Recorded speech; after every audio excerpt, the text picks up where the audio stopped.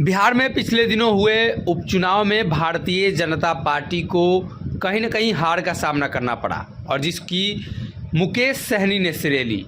लेकिन ऐसे में मुकेश सहनी एक बार फिर से सक्रिय हो गए हैं। मामला बिहार में एक सीट पर होने वाले उपचुनाव को लेकर है। मोकामा की वो सीट है जहां से छोटे सरकार यानी अनंत सिंह लगातार जीतते आए हैं। ऐसे में जनता दल यूनाइटेड जहां इस बार जीतने की कोशिश करेगी, वहीं दूसरी तरफ मुकेश सहनी मुश्किलें बढ़ाते हुए दिखाई दे रहे हैं। सहनी की माने तो लगातार भारतीय जनता पार्टी जिस तरीके से उनके साथ एक्ट कर रही थी, इसको लेकर मुकेश सहनी इस कदर नाराज हुए कि उन्होंने भारतीय जनता पार्टी के खिलाफ मोर्चा ही खोल दिया। पटना में वीआईपी के प्रवक्ता देवज्योति ने एक बार फिर से मोर्चा खोला है। उन्होंने कहा है कि सरकार ने जो वादे किए वो पूरा नहीं हुआ और ऐसी परिस्थिति में हम जनता के बीच जाएंगे और बताएंगे कि क्या परिस्थिति है असल बिहार की।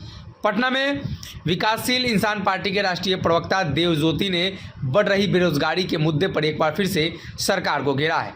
उन्होंने कहा है कि सरकार में यह मान चुकी है कि सरकारी नौकरी के लिए लोग जितने आवेदन दे रहे हैं उसे 1% से भी कम लोगों को ही नौकरी मिल पाई है। यह सरकार की बहुत बड़ी विफलता है।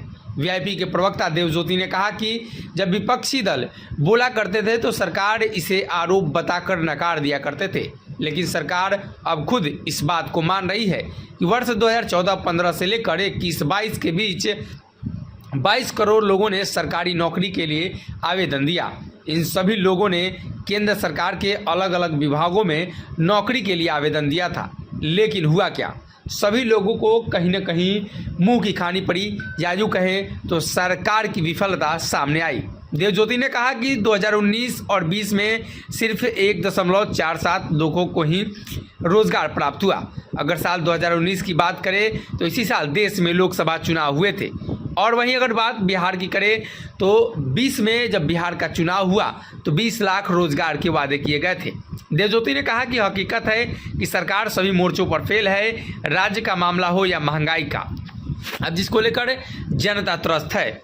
अब कहीं ना कहीं उन्होंने ये प्रण लिया है कि आने वाले दिनों में जो चुनाव होने वाले हैं इसमें वो दमखम दिखाएंगे, और ऐसी परिस्थिति में कहीं ना कहीं मुकेश सहनी जब मैदान में उतरेंगे तो भारतीय जनता पार्टी को जिस तरीके से बोचाह में हार का सामना करना पड़ा था, उसी प्रकार से कहीं मोकामा में भी सरकार एक बार फिर से अनंत सिंह की न बन जाए। ऐसे में मुकेश सहनी काफ़ी दमखम दिखा रहे हैं।